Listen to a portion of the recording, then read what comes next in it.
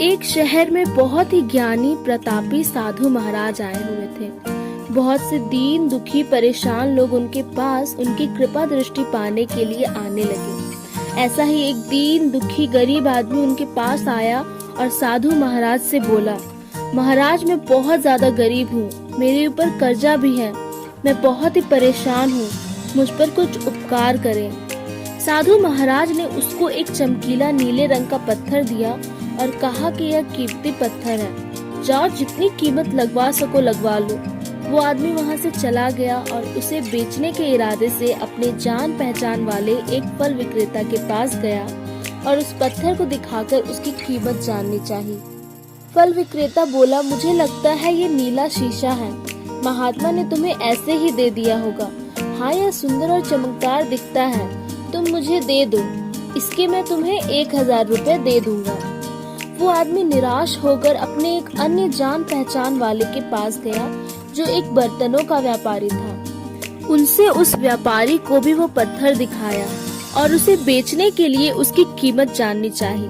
बर्तनों का व्यापारी बोला, यह पत्थर कोई विशेष रत्न है, मैं इसके तुम्हें 10,000 रुपए दूंगा। वह आदमी सोचने लगा कि इसकी कीमत और भी अधिक होगी और ये सोचकर वो वहाँ से चला गया। उस आदमी ने उस पत्थर को अब एक सुनार को दिखाया। सुनार ने उस पत्थर को ध्यान से देखा और बोला, ये काफी कीमती है, इसके मैं तुम्हें 1,00,000 रुपए दूंगा।